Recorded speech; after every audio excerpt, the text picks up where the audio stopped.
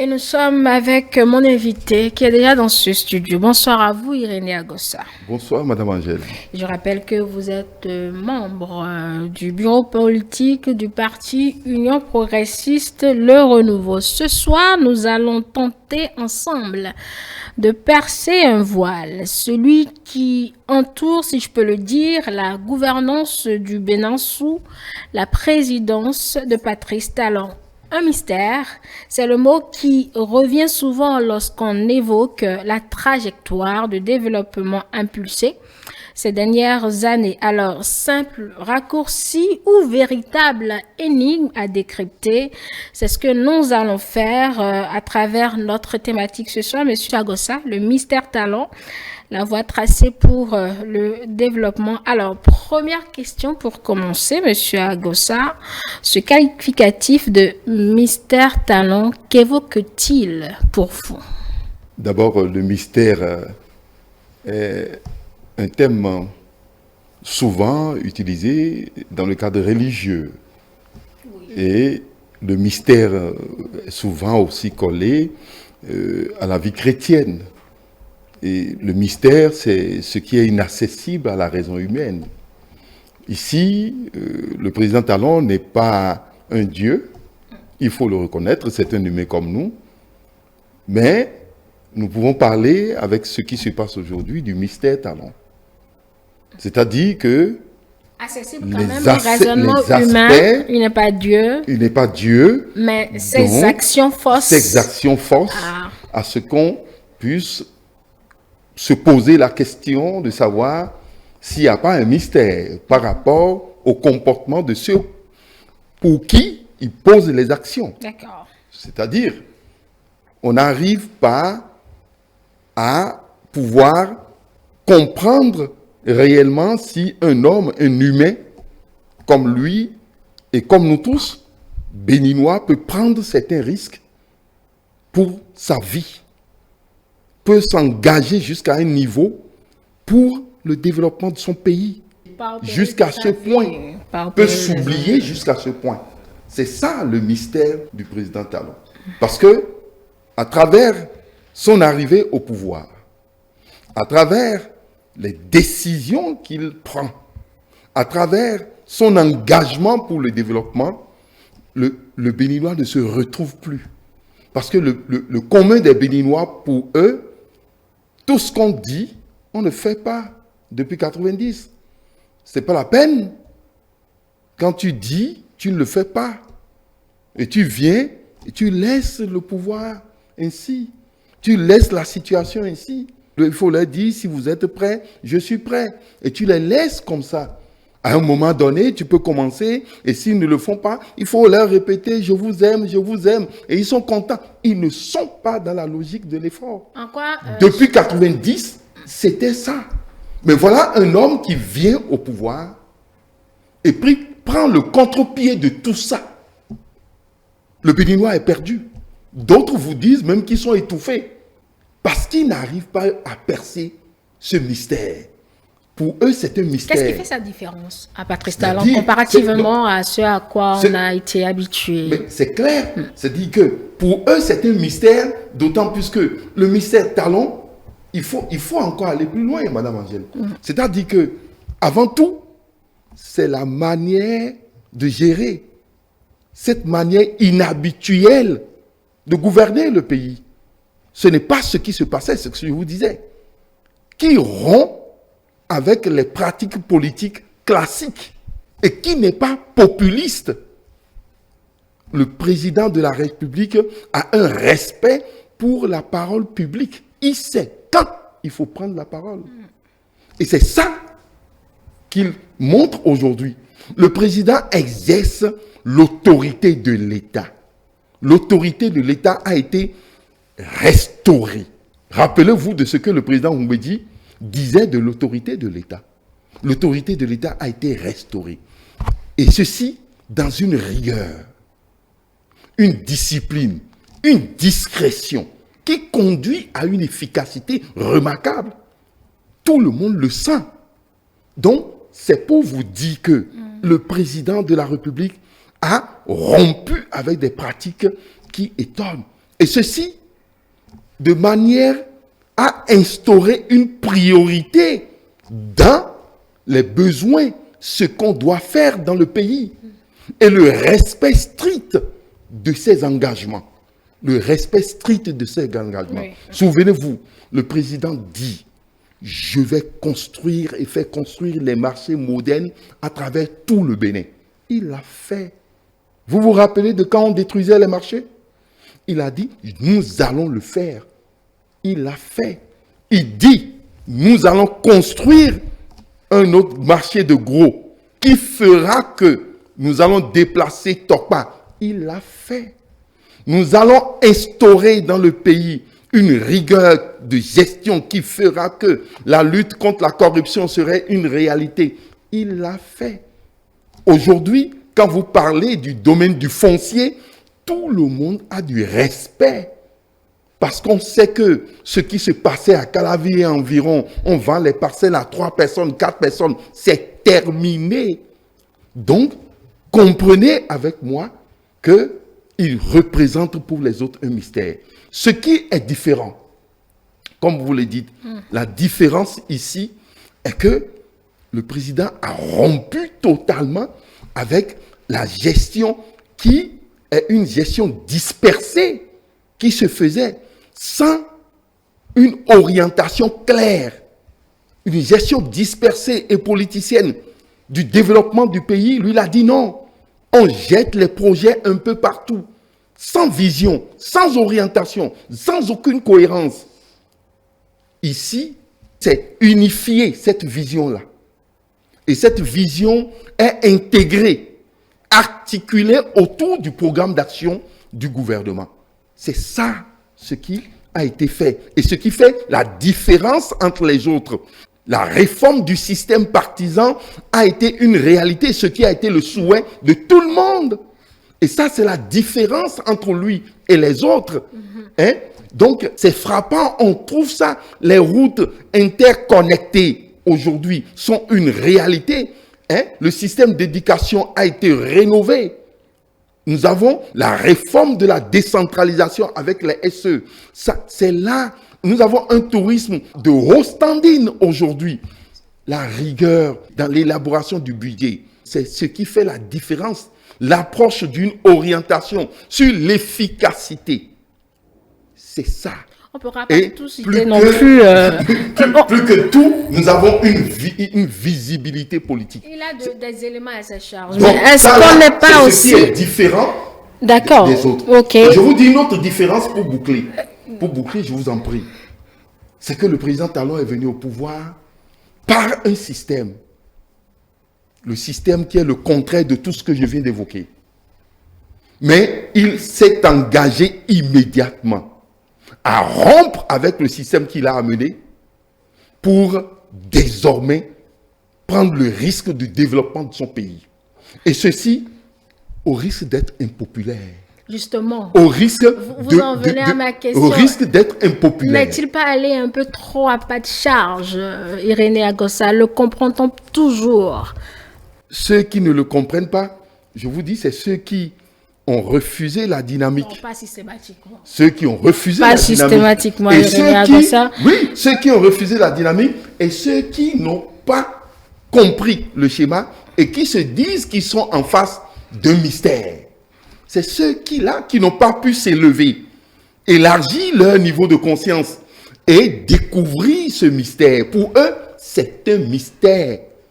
C'est un mystère total. Ils n'arrivent plus à comprendre ce qui est là.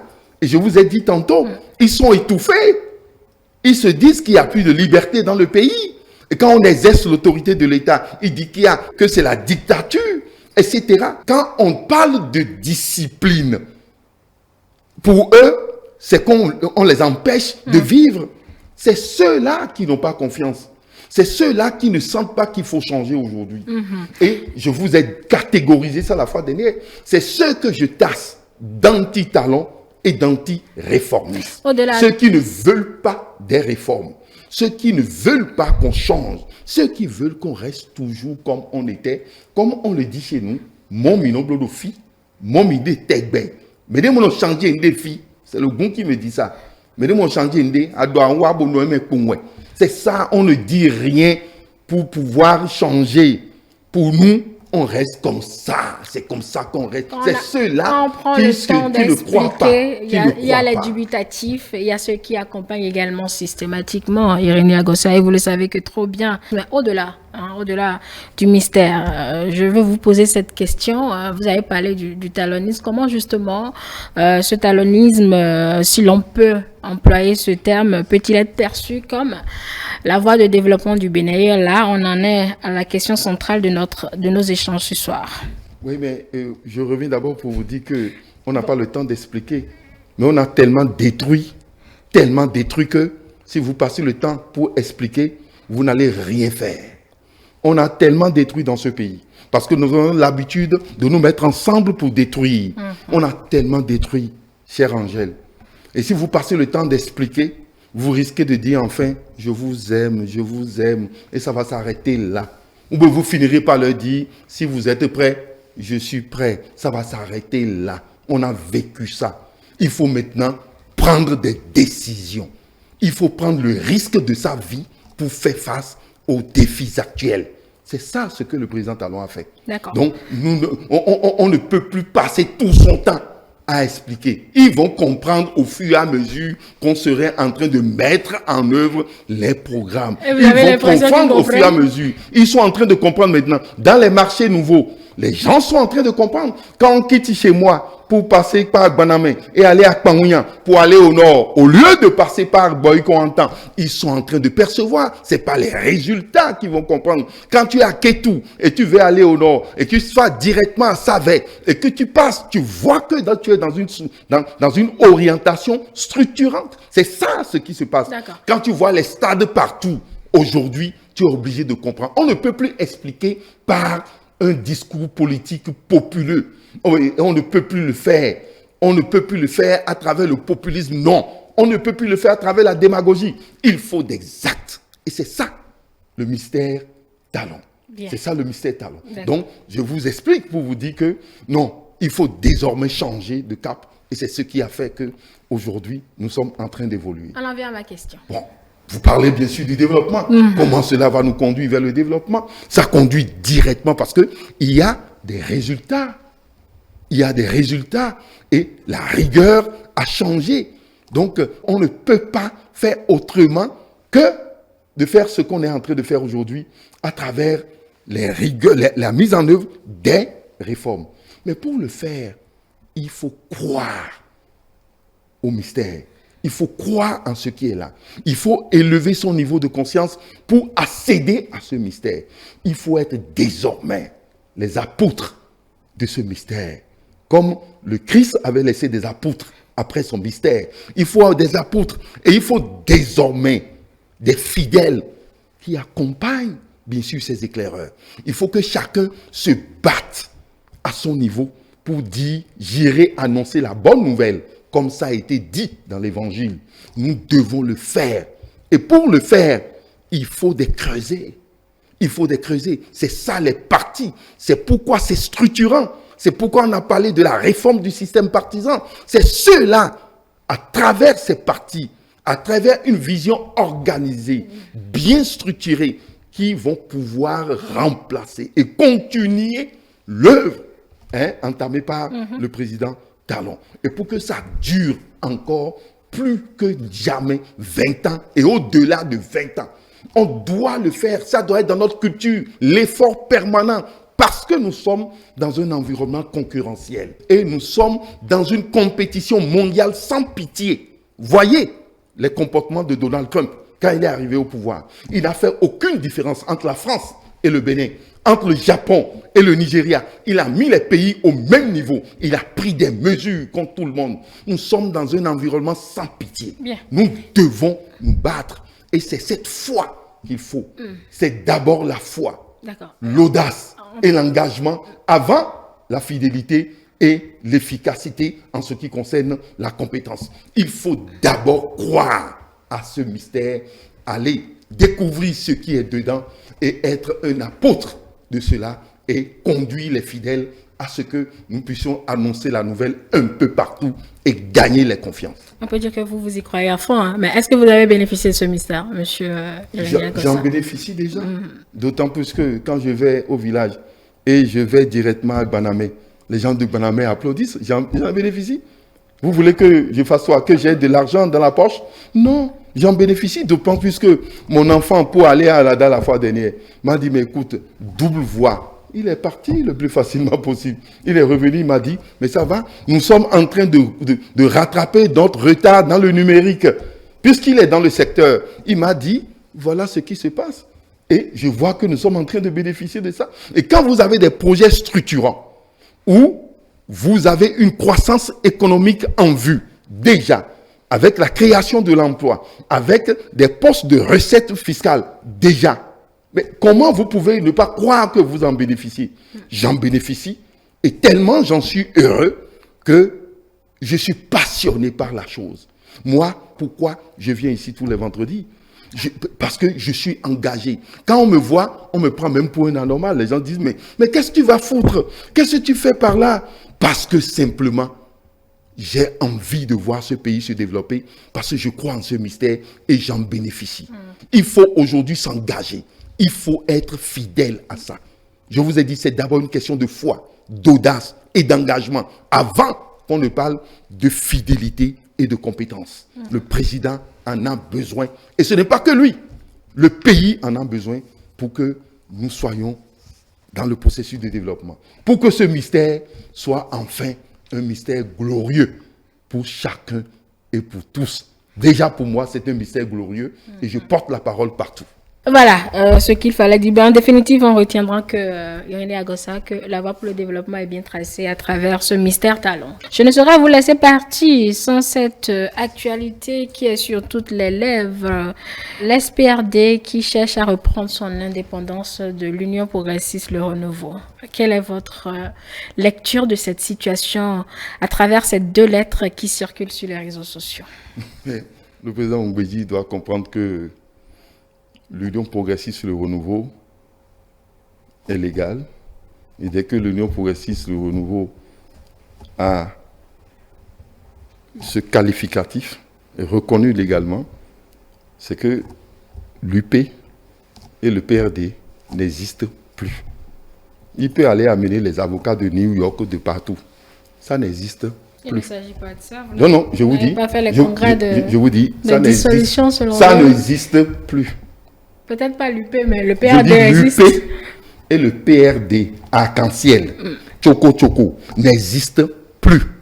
Ça là, allez noter ça quelque part parce que l'UP, le renouveau, ne peut pas exister et l'UP va exister et l'UP et le PRD va exister. Ça, c'est simple. C'est une logique claire, même juridique, et c'est clair. Et c'est reconnu, d'autant plus que la Cour constitutionnelle vient de prendre une décision en reconnaissant bien sûr l'UP comme la structure politique qui a l'identité juridique qu'il faut aujourd'hui et qui fait que les deux autres n'existent plus. Les décisions de la Cour constitutionnelle sont sans recours. Maître Adrien Mbédi est un anti. Il disait qu'il était un pro-talent anti-progressiste. C'est-à-dire que lui, il veut rester dans UP, mais il n'est pas pour les réformes. Il est anti-progressiste, il est anti-réformiste. Voilà les deux. Le président Mbédi a fini par rejoindre son camp. Le camp qui est le sien, c'est en fait les anti-talents et anti-réformistes. C'est-à-dire... Là, vous lui prêtez des intentions. Non, c'est sa démarche, c'est une conviction même qu'il anime. Parce que le président Mbédi est encore dans l'autre logique dont je vous ai parlé tout à l'heure. Le parti PRD du président Mbédi, c'est plus possible, c'est terminé. La réforme a dit non. On ne peut plus personnaliser au superlatif les partis comme ça. Les partis, c'est des visions désormais. Et lui-même a compris, on avait cru qu'il a compris, et il a fusionné. C'est fini. Maintenant, est-ce que c'est le problème des Béninois, ça? que Maître Oumbédi quitte. C'est un acteur politique. Le problème des Béninois aujourd'hui... Il a choisi son timing. Laissez-moi vous poser cette question. Est-ce qu'on en serait là si réellement au sein de cette formation politique l'Union progressiste, le renouveau, on l'associait aussi aux instances de décision? Ce qui est clair aujourd'hui, ce qui peut expliquer son comportement, c'est le fait qu'il a dit au début, rappelez-vous bien, je suis toujours UP, le renouveau, je resterai dedans et je ne suis pas pour telle réforme. C'est ce qu'il a dit au début. Moi, je disais très bien depuis ce temps qu'en fait, il est en train de jouer à la ruse. Que sa vraie position, il est anti-talon, c'est-à-dire, il ne veut pas de talon. Ensuite, c'est-à-dire, pour lui, c'est le mystère, il n'a pas compris le schéma, il est étouffé par ce schéma. Et il est enfin anti-réformiste. Anti-talon, ça n'engage que vous. Donc, c'est quoi? Mais il a dit maintenant, il veut quitter, non? Qu'est-ce que vous... Il veut quitter le parti, vous ne connaissez pas sa désignation. Il veut quitter le principe de la réforme où nous serons dans de grands partis. Il veut encore prendre un parti personnalisé. Mais dites-nous la vérité. Mais en tout cas, que vous ne le dites ou pas, les Béninois comprennent. Mais ce que je veux vous dire, pour dire la préoccupation des Béninois, quand vous parlez aujourd'hui à une catégorie de Béninois de 18 ans à 40 ans, allez leur poser la question, chère Angèle. On vous dit qu'ils ne comprennent même pas cette histoire de Oumbédi, etc. Leur problème, c'est le chômage. Comment trouver là où rester? Et quitter chez les parents. Comment s'occuper d'un petit foyer? Et si c'est une femme, comment avoir un mari correct, capable de l'entretenir, pour qu'il puisse s'en sortir? C'est ça que veulent cette catégorie aujourd'hui. Et quand vous allez vers tous les Béninois, ils vous parlent de la question de sécurité. On tue nos soldats. Ils ont peur. C'est ça les problèmes que les Béninois posent comme préoccupation aujourd'hui. Quand vous posez la question, vous parlez du pouvoir d'achat. Ils veulent vivre, aller payer dans les marchés modernes, sortir, aller à la place Amazon, aller en week-end, revenir, etc. C'est ça ce que veulent les Béninois. C'est ça ils veulent. Ils veulent que chez eux, qu'il y ait de l'eau potable, qu'il y ait de l'électricité. Mais ce n'est pas le fait que quelqu'un qui ne soit pas habitué à un mariage et qui se met toujours dans le principe du divorce, soit dans cette réalité continuelle. Ce n'est pas ça qu'ils veulent. Le problème de Maître Adrien Oumbédi, c'est clair. Si il est dans la logique dont vous parlez et que c'est des problèmes internes, il pose à l'interne. Il pose à l'interne et on discute à l'interne. Il se bat politiquement à l'interne pour que la tendance qui est la sienne puisse l'emporter et changer les choses à l'intérieur. Le président n'a pas accepté être un militant d'un nouveau parti. Lui, il est habitué à être président de parti. Et il est libre d'aller créer son parti maintenant. Les tests le lui autorisent. Mais il ne peut plus avoir son PRD. Lui-même, délibérément, a signé l'acte de décès de son PRD. Il n'y en a plus. Il peut créer un autre parti et aller maintenant vers les forces qui sont anti-talent, anti-progressistes et anti-réformistes. Et nous allons pouvoir nous affronter sur le terrain. Donc, moi, je crois qu'il est dans une logique politique. Il ne faut pas qu'on dise autre chose. Moi, je respecte cette logique. Mais il ne faut pas aller par la ruse et ni par la rage. C'est ça qu'il le fait maintenant. Il est en train d'utiliser ce concept que tout le monde utilise dans ce pays. C'est vous quand même qui l'avez emprunté. Non, pas du tout. Vous prêtez, j'allais dire. C'est vous qui l'avez prêté, monsieur René Agossa. Que cette pratique.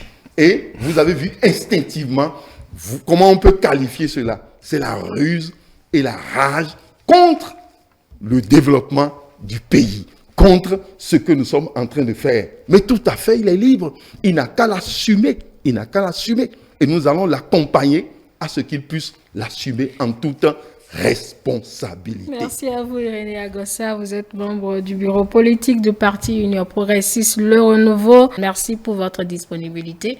Mesdames et messieurs, c'est tout pour l'invité du soir. Très belle soirée.